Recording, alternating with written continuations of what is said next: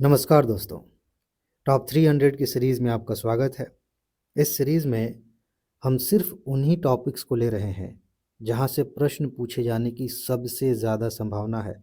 2022 में भी मैंने सबूत दिखाया, 2023 में भी दिखाया और 2024 में भी दिखाऊंगा कि देखिए इन टॉपिक्स से कितने क्वेश्चंस आए हैं। ये बात मैं इसलिए कह रहा हूँ ताकि आप इन टॉपिक्स को बहुत अच्छे से तैयार कर सकें। आज जो हमने टॉपिक लिया है, यहाँ से 1 या 2 प्रश्न पूछे जा सकते हैं, बहुत महत्वपूर्ण है। वैसे तो ये सीरीज़ यूपीएससी के लिए चल रही है, लेकिन बहुत सारे ऐसे तथ्य होते हैं, ऐसी बातें होती हैं जहाँ से पीसीएस में भी क्वेश्चंस आते हैं। वो भी मैं बताते रहता हूँ कि इनको पीसीएस के नज़रिए से भी देख लीजिए, यहाँ से क्वेश्चंस पूछे जाते हैं। ठीक है जी? टॉपिक पे आते हैं।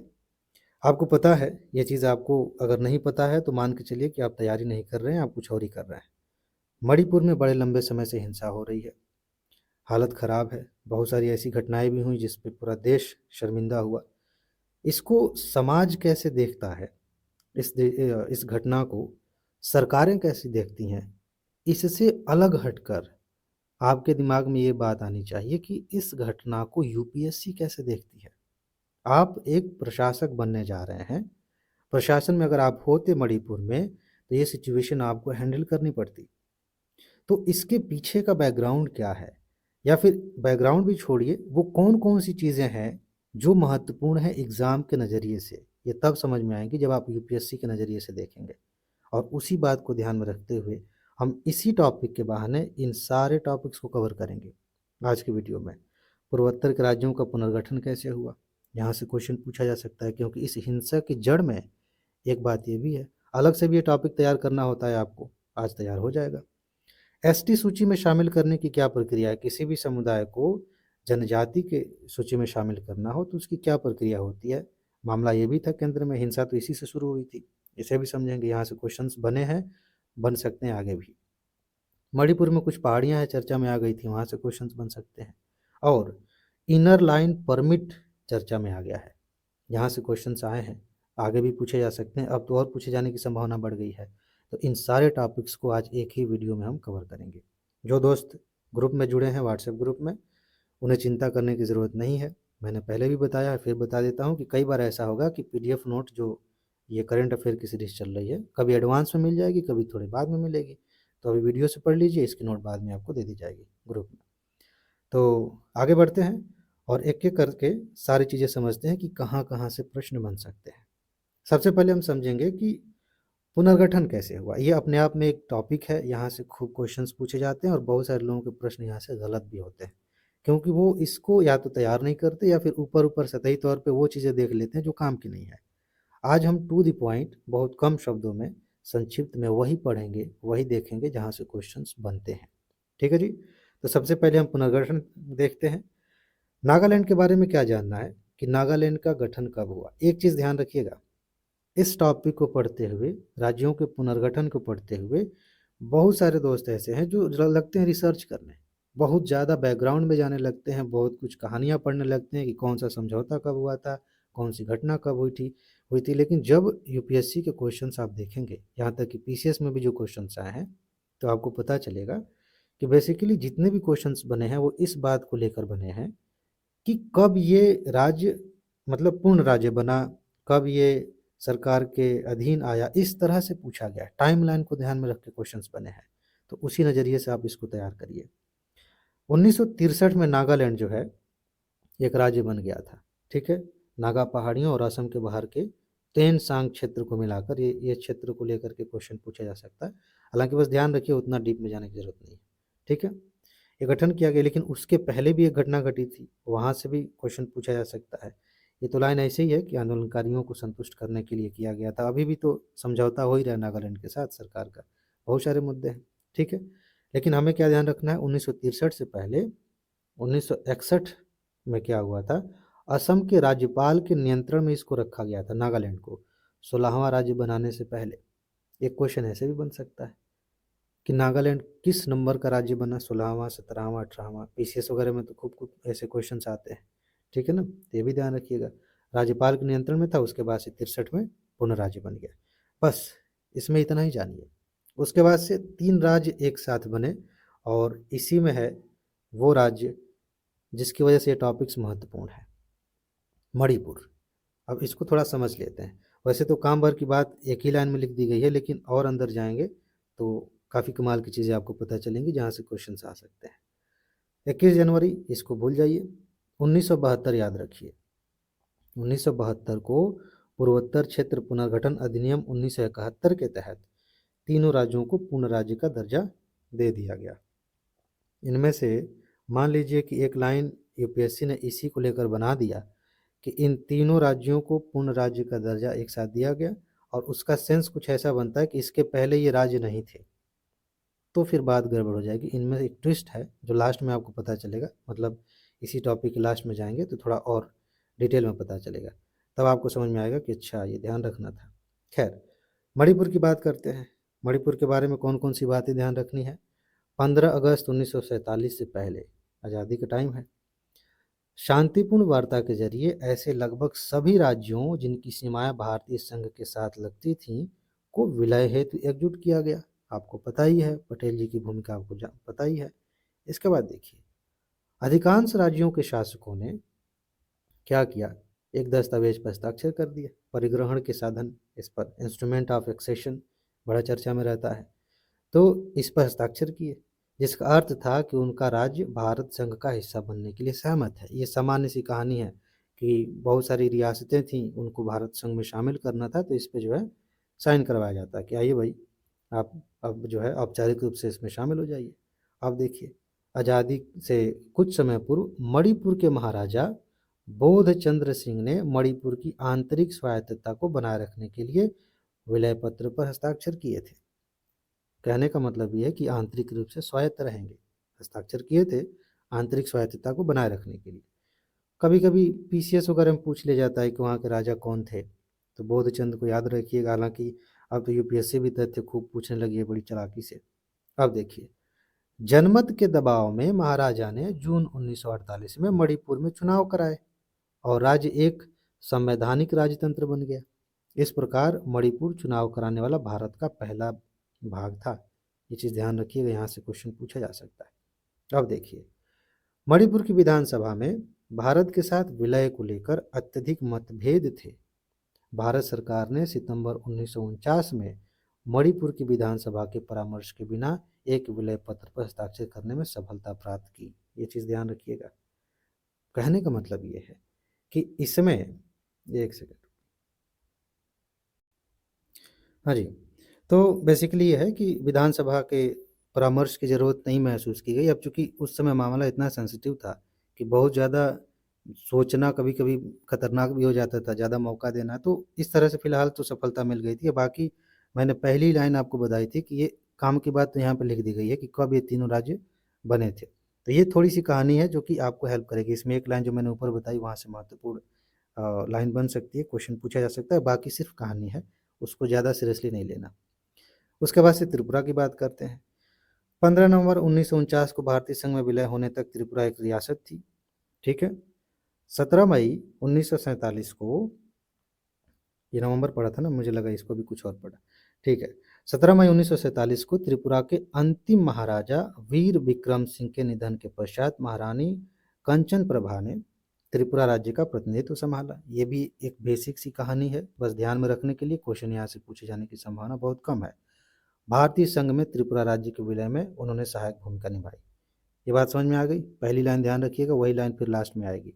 ठीक है। इसके बाद मेघालय की क्या बात है, ये तीनों एक साथ बने थे ना। 1947 में गारो और खासी क्षेत्र के शासकों ने भारतीय संघ में प्रवेश किया। 1947 की बात है। मेघालय भारत के उत्तर पूर्वी क्षेत्र में एक छोटा सा राज्य है, आपको ये पता है।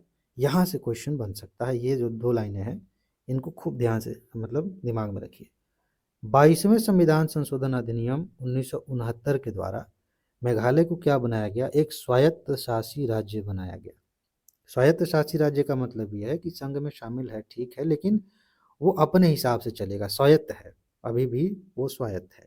ठीक है। बाद में पूर्ण राज्य बनाया जाएगा तो बाकी जैसे राज्य हैं वैसे ही नियम उस पर भी लागू होंगे। फिलहाल ये बनाया गया। और 2 अप्रैल 1970 को असम राज्य के भीतर एक स्वायत्त राज्य के रूप में यह अस्तित्व में आया।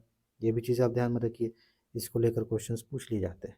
पहली लाइन ध्यान रखिएगा, अभी रिपीट होगी। अब वही पहली लाइन यहाँ पर रिपीट होने हो गई। मुझे लगा अभी टाइम लगेगा इसमें, लेकिन आ गए 1972 में आ गए। उस समय व्यापक बदलाव हुए और क्या हुआ, पूर्वोत्तर भारत के राजनीतिक मानचित्र में बहुत परिवर्तन आया। इसके तहत दो केंद्र शासित प्रदेश मणिपुर और त्रिपुरा, ध्यान दीजिए, अभी तक ये क्या थे, केंद्र शासित प्रदेश थे। यही मैंने कहा कि जो पहली लाइन पढ़ी थी उसमें कुछ और चीज़ें जुड़ेंगी लास्ट में जाके, तो आपको समझ में आ गया। बीच में मैंने कहानी इसलिए बताई ताकि थोड़ा थोड़ा आपको आइडिया रहे कि क्या बात है। इनमें से दो केंद्र शासित प्रदेश थे, एक मणिपुर और एक त्रिपुरा, और एक उपराज्य था जिसको हम अभी स्वायत्त राज्य कह रहे थे, मेघालय। इनको पूर्ण राज्य बनाया गया, पूर्ण राज्य का दर्जा दिया गया, जैसे उत्तर प्रदेश, बिहार, इस टाइप के जो राज्य हैं, इस तरह से। बात समझ में आई। अब यहाँ ध्यान रखने वाली बात यह है कि कई बार यूपीएससी ऐसे पूछ लेती है कि कौन सा राज्य मतलब राज्य बनने से पहले उपराज्य था या फिर केंद्र शासित प्रदेश था। ये चीज़ ध्यान रखना है, क्योंकि बहुत सारी रियासतें जब शामिल हुई भारत संघ में तो डायरेक्ट राज्य बन गई, उनको उपराज्य नहीं बनाया गया, उनको केंद्र शासित प्रदेश नहीं बनाया गया। और कई राज्य ऐसे हैं जो पहले केंद्र शासित प्रदेश बने, फिर से उसके बाद से राज्य बने। ये चीज़ ध्यान रखिएगा, इस पर मैं जोर दे रहा हूँ, यहाँ से क्वेश्चन पूछे जा सकते हैं। बाकी ये लाइन तो है पीसीएस के लिए भी महत्वपूर्ण है, यूपीएससी अगर खेलना चाहे तो फिर खिलवाड़ कर सकती है। इसको ध्यान रखिएगा। मणिपुर 19वां राज्य बना था, त्रिपुरा 20वां राज्य बना था, और मेघालय 21वां राज्य बना था। ठीक है जी। अब हम बात कर लेते हैं सिक्किम की। सिक्किम से पहले भी क्वेश्चंस आए हैं, पीसीएस वगैरह में भी खूब क्वेश्चंस आए हैं, यूपीएससी ने भी पूछा है। तो देख लेते हैं सिक्किम की क्या कहानी है। कुछ बातें मैं आपको याद दिलाते रहता हूँ जिनको याद रखना है। 1975 को सिक्किम भारतीय संघ का 22वां राज्य बना। पहले तो ये ध्यान रखिएगा कि 22वां राज्य बना, इस तरह से क्वेश्चंस आ जाते हैं। 1975 की बात है, 16 मई आप भूल सकते हैं, इस तरह से क्वेश्चंस ना के बराबर आते हैं। 2021 में एक क्वेश्चन पूछ लिया था यूपीएससी ने, 21 की बात है शायद, भारत छोड़ो आंदोलन की डेट पूछ ली थी। तो कुछ बड़ी बड़ी घटनाएं हुई हैं इतिहास में, उनका डेट कभी कभी पूछ लिया जाता है, अदरवाइज सिर्फ इसी से काम चल जाता है, वर्ष से काम चल जाता है। ठीक है। सिक्किम पूर्वोत्तर भारत का एक राज्य है, सिंपल सी बात है। हाँ, एक चीज़ ये लिखा गया, इसके दिमाग में मेरे आ रहा था एक चीज़ बताने के लिए। एक क्वेश्चन पूछ लिया जाता है कि पूर्वोत्तर भारत में किन किन राज्यों को शामिल किया जाता है, ये पीसीएस में पूछे जाने की संभावना ज़्यादा है। तो इस चीज़ को ध्यान रखिएगा कि पूर्वोत्तर में कौन कौन से राज्य शामिल हैं। बहुत सारे लोगों का कंसेप्ट क्लियर नहीं है। यही सब चीज़ें होती हैं जिनको हम बेसिक कहते हैं, बेसिक समझ होनी चाहिए, ध्यान रखिएगा। ठीक है। अब इसको लेकर के यूपीएससी भी पूछ सकती है, पीसीएस में भी क्वेश्चन आते हैं। उत्तर और उत्तर पूर्व में कौन कौन है, चीन, ठीक है, पूर्व में भूटान है, पश्चिम में नेपाल है, और दक्षिण में पश्चिम बंगाल से ये घिरा हुआ है। पूछा जा सकता है कि सिक्किम की सीमा किन के साथ लगी है। पश्चिम बंगाल तो चलिए भारत का ही राज्य है। अगर ये पूछ लिया कि किन देशों के साथ लगी है, तो 3 देश आपको पता होने चाहिए, चीन, भूटान और नेपाल। ठीक है, इस तरह से क्वेश्चंस आए हैं। आगे चलिए। 1947 तक सिक्किम भारत का एक शाही राज्य था। और किस वंश का शासन था वहाँ पे, यहाँ से क्वेश्चन आते हैं, चोग्याल वंश का शासन था। 1947 में जब अंग्रेजों ने भारत छोड़ा, जाने लगे, तो भारत सरकार ने इसके रक्षा, विदेश मामले और संचार का उत्तरदायित्व लिया था। ध्यान दीजिए, इन तीनों को लेकर क्वेश्चन पूछा जा सकता है। मान लीजिए इसमें फेरबदल कर दिया जाए, संचार को हटा के कुछ और डाल दिया जाए, कोई और शब्द डाल दिया जाए, तब कन्फ्यूजन हो सकती है। बस कुछ लोगों को बस थोड़ा थोड़ा आइडिया रहता है कि हाँ, कुछ मामले तो भारत सरकार ने लिए थे, अब वो कौन से थे समझ में नहीं आ रहा, यूपीएससी ने जो दिया है वही थे कि कुछ गड़बड़ है। तो बस तीन ही है, ध्यान रखिए, विदेशी मामला, रक्षा का मामला और संचार का। इसका उत्तरदायित्व तो सरकार, भारत सरकार ने लिया था, बाकी वो अपने हिसाब से चला रहे थे। 1947 में सिक्किम ने भारतीय संघ में सम्मिलित होने के प्रति अपनी इच्छा जताई, और उसके बाद भारतीय संसद द्वारा 35वां संविधान संशोधन अधिनियम लाया गया 1974 में। ये चीज़ ध्यान रखिएगा, यहाँ से क्वेश्चन आए हैं। 35वां संविधान संशोधन अधिनियम कब आया था, 1974 में। इसके तहत सिक्किम को एक संबद्ध राज्य का दर्जा दिया गया। ध्यान रखिएगा, अभी पूर्ण राज्य का दर्जा नहीं दिया गया, किंतु इससे सिक्किम के लोगों की ज़रूरतें पूरी नहीं हुई। फिर क्या हुआ, 1975 का एक जनमत संग्रह हुआ 1975 में, और उस दौरान जो है लोगों ने कहा कि हम भारत में शामिल होना चाहते हैं, फिर हो गया, भारत का वो राज्य बन गया। ठीक है। उसके बाद क्या हुआ, मतलब एक स्टेप और है, 36वें संविधान संशोधन के तहत इसको जो है 22वां राज्य बनाया गया। क्वेश्चन यहाँ से पूछा जा सकता है। ये इस पे मैं जोर दे रहा हूँ, मुझे ऐसा लग रहा है कि यहाँ से इस तरह के क्वेश्चन पूछे गए तो हम फंस सकते हैं, क्योंकि ये नॉर्मली हम ध्यान में नहीं रखते। तो बस कुछ ही राज्य हैं, 6-7 राज्यों का ही ध्यान रखना है कि ये 21वां 22वां कौन है, ठीक है ना। तो सारी बातें पता है, और अगर ये ध्यान में नहीं रहा तो दिक्कत हो सकती है। और किस संविधान संशोधन के तहत ये बात हुई थी, ये भी ध्यान रखिएगा, क्वेश्चन पूछा जा सकता है। अब बचे 3, अरुणाचल प्रदेश और मिजोरम, इनके बारे में भी जान लेते हैं। मिजो पर्वतीय क्षेत्र स्वायत्तता के समय असम के भीतर लुसाई हिल्स जिला बना स्वतंत्रता के समय, ठीक है। जो पर्वतीय क्षेत्र है मिजो, आज़ादी के समय पहले क्या हुआ कि असम के भीतर ही, असम से ही कई सारे राज्य बने हैं पूर्वोत्तर के, आपको पता होना चाहिए। तो लुसाई हिल्स जिला के नाम से एक क्षेत्र बनाया गया। आगे चल के क्या हुआ कि 1954 में इसका नाम बदलकर असम का मिजो हिल्स जिला कर दिया गया, अभी भी असम के तहत ही है।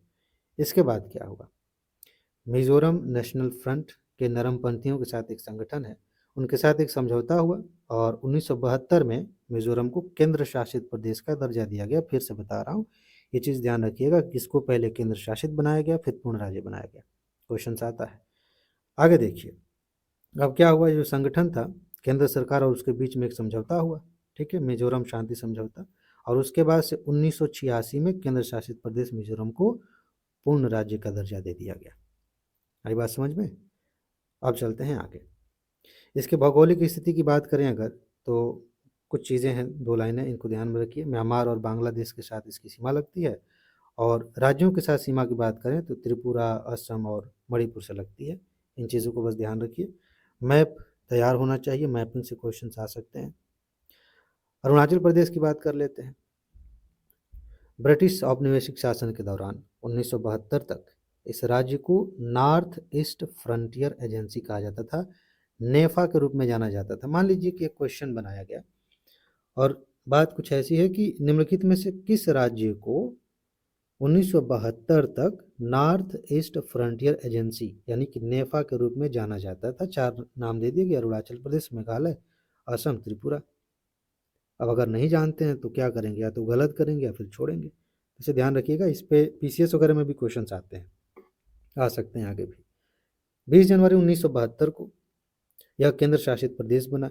मैंने पहले ही बताया कि इस टॉपिक में राज्यों के पुनर्गठन में यही 2-3 बातें ध्यान रखनी है। एक तो टाइमलाइन, और ऊपर से जो चीज़ें मैं बता रहा हूँ कि कब बना, ये मतलब पहले केंद्र शासित प्रदेश था कि पूर्ण राज्य था, और कुछ नए टर्म्स आ रहे हैं तो वो, ठीक है ना।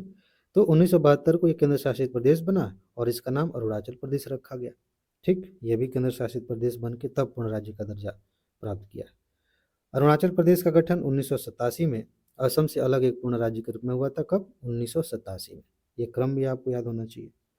पश्चिम में अरुणाचल प्रदेश की सीमा भूटान से लगती है, ठीक है, और इसके उत्तर में चीन का तिब्बती क्षेत्र पड़ता है, ये तो आपको पता ही होना चाहिए।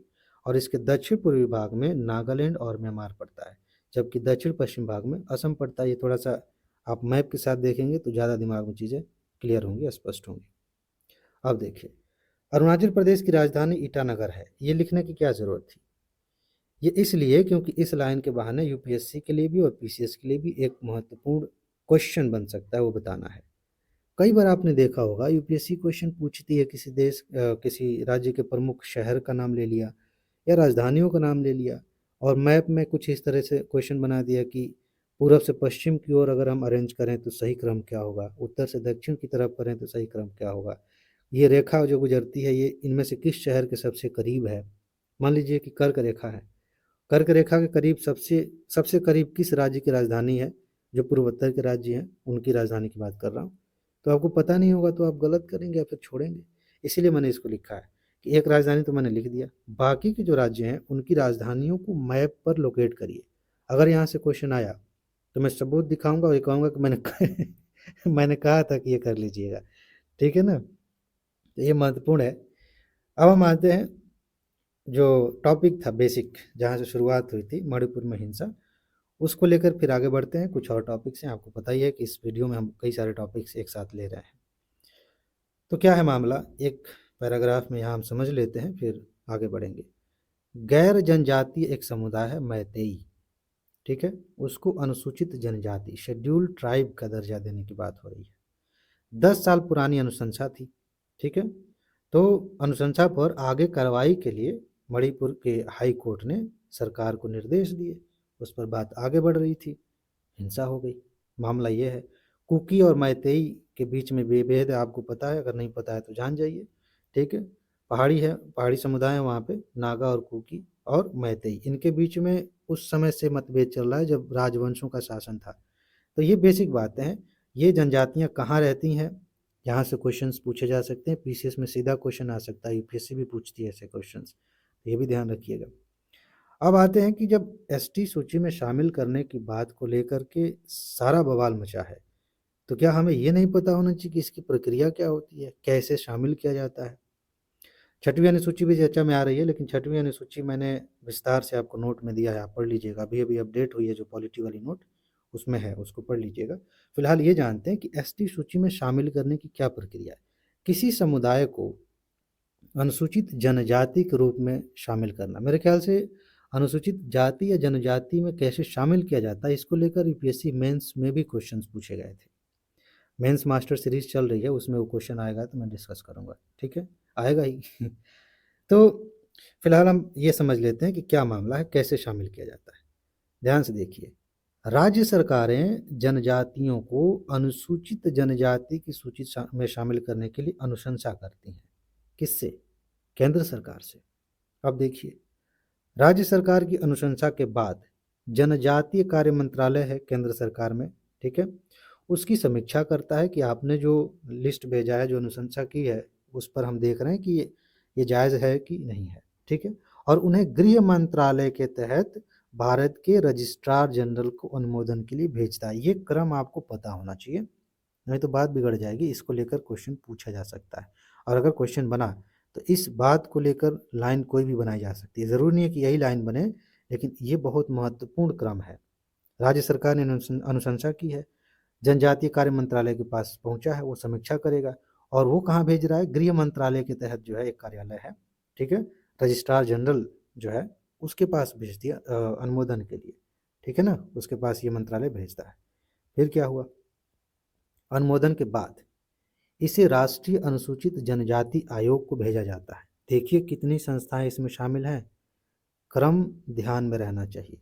आयोग बना हुआ है राष्ट्रीय अनुसूचित जनजाति आयोग, ये संवैधानिक जो संवैधानिक संस्थाएं हैं जो मैंने नोट दिए उसमें इसके बारे में बात की गई है, उसको भेजा जाता है, और फिर अंतिम निर्णय के लिए केंद्रीय मंत्रिमंडल के समक्ष प्रस्तुत किया जाता है। देखिए कितने लेयर्स हैं इसमें, इतना आसान नहीं है, इसीलिए इतना टाइम लग रहा था शायद, हालांकि इसमें बहुत कुछ है, पॉलिटिक्स भी शामिल होता है, बहुत सारी चीज़ें होती हैं।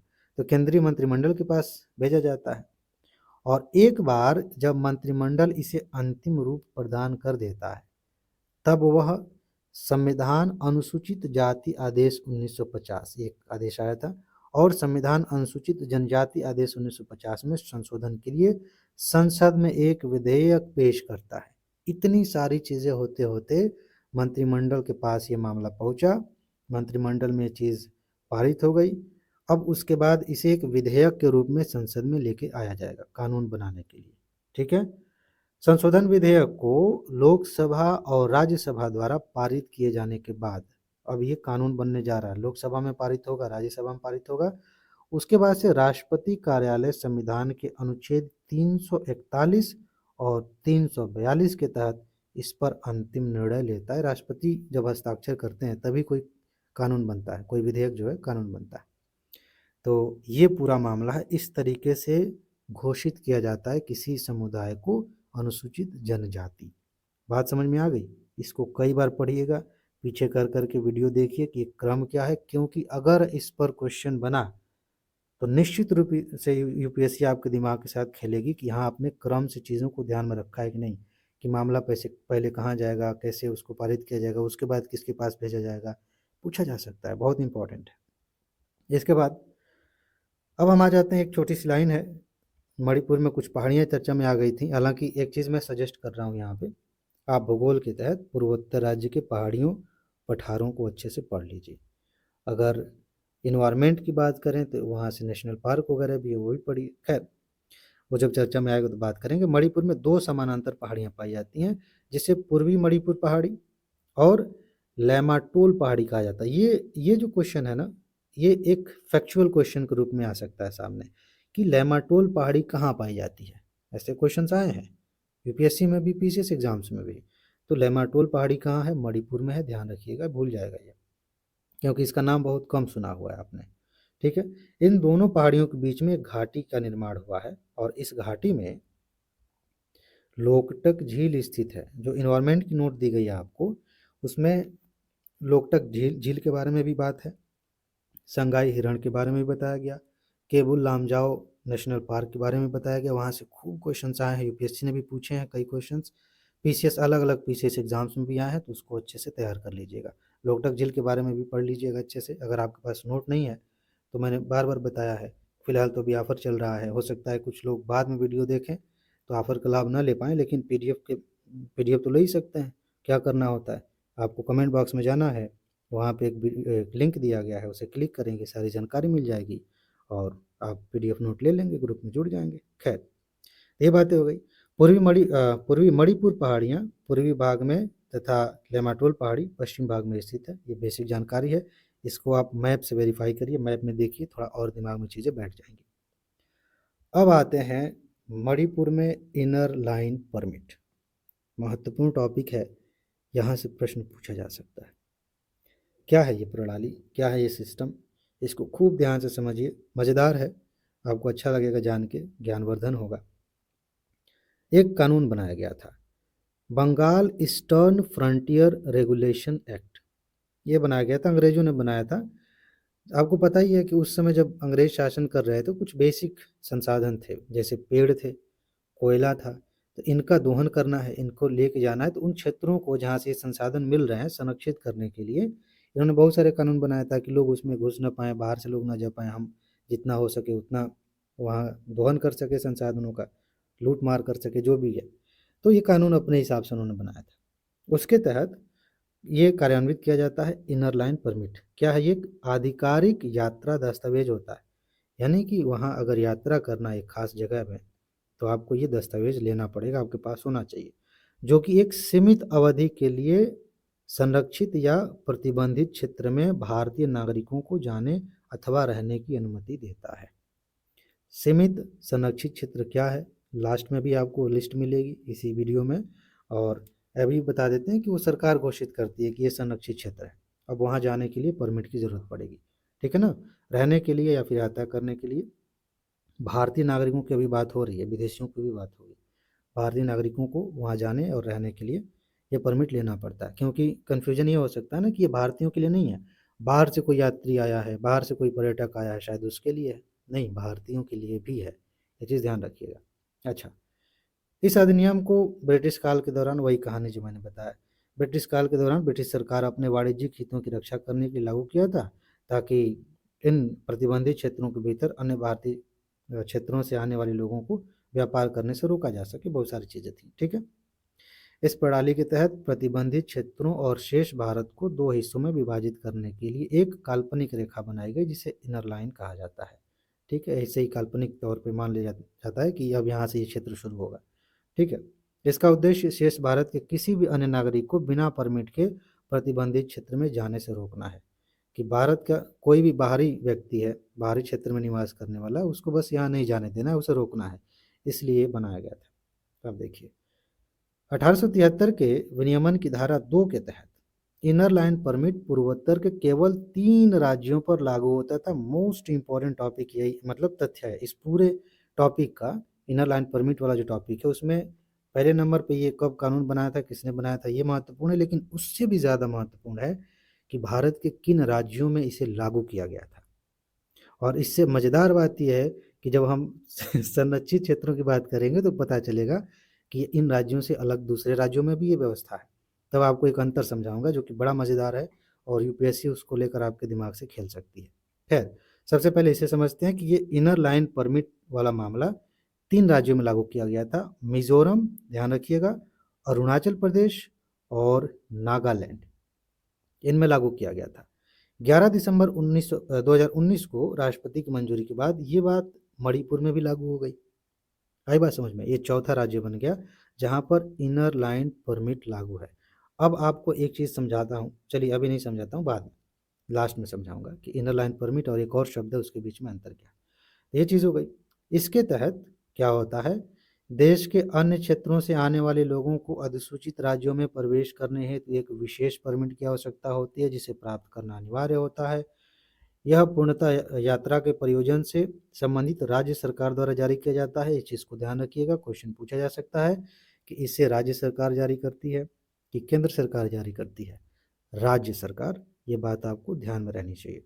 इसके बाद विदेशी पर्यटकों को इन राज्यों में जाने के लिए एक संरक्षित क्षेत्र परमिट की आवश्यकता होती है, प्रोटेक्टेड एरिया परमिट की आवश्यकता होती है।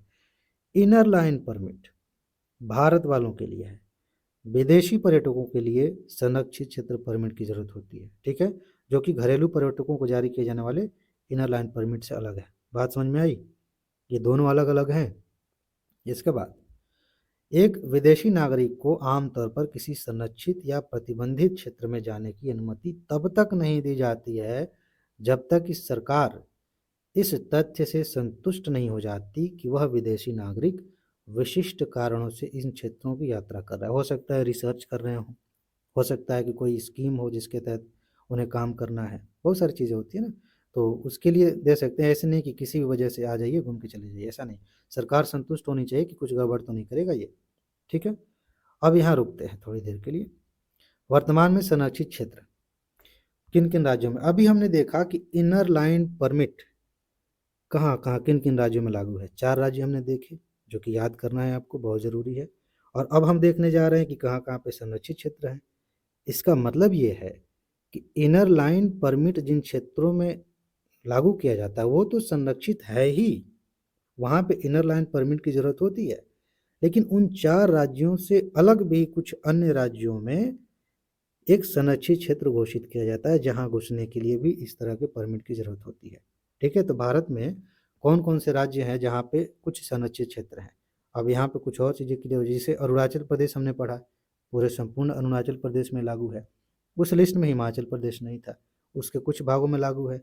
जम्मू कश्मीर के कुछ भागों में लागू है। मणिपुर हमने देखा, मिजोरम हमने देखा, यहाँ संपूर्ण मिजोरम में है, संपूर्ण नागालैंड में है।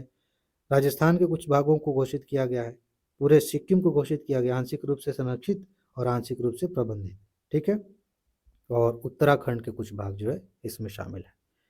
ये चीज़ जो है इस लिस्ट को लेकर के क्वेश्चन बन सकता है, तो थोड़ा कठिन प्रश्न माना जाएगा, लेकिन संभावना सबसे ज़्यादा ये है कि इनर लाइन परमिट किन 4 राज्यों में लागू है, वहाँ से क्वेश्चन पूछा जा सकता है। इसके पहले जो भी टॉपिक्स हमने कवर किए, राज्यों का पुनर्गठन, वो तो अपने में इंपॉर्टेंट है ही सारी चीज़ें, ठीक है जी। तो इसमें बस इतना ही है। फिर से मैं आपको बता दूं, जो दोस्त पहले से ग्रुप में जुड़े हैं उनको पीडीएफ अपडेट करके दी जाती रहेगी करंट की, और स्टैटिक वाली तो आपको दी जा चुकी है, अपडेट भी हो रही है, तो वहाँ मिलती रहेगी। जिनके पास नहीं है उन्हें सिर्फ इतना करना है, अभी ऑफ़र है तो उसका लाभ ले सकते हैं। नीचे जाएंगे कमेंट बॉक्स में आपको जानकारी मिल जाएगी। अगर आप ऑफ़र ख़त्म होने के बाद देखते हैं तो कोई बात नहीं, पैसे की ज़्यादा टेंशन नहीं है। जितनी सारी चीज़ें आपको दी जा रही हैं उससे आप तुलना करेंगे तो कुछ भी नहीं है ये, ठीक है जी। तो आप जाएंगे कमेंट बॉक्स में, वहाँ पे जानकारी मिल जाएगी। तो इसमें बस इतना ही है। अपना ख्याल रखिए, खुश रहिए, मस्त रहिए, मुस्कुराते रहिए, जल्दी से सफल होइए और ज़िंदगी को एंजॉय करिए। आगे मिलते हैं। नमस्कार।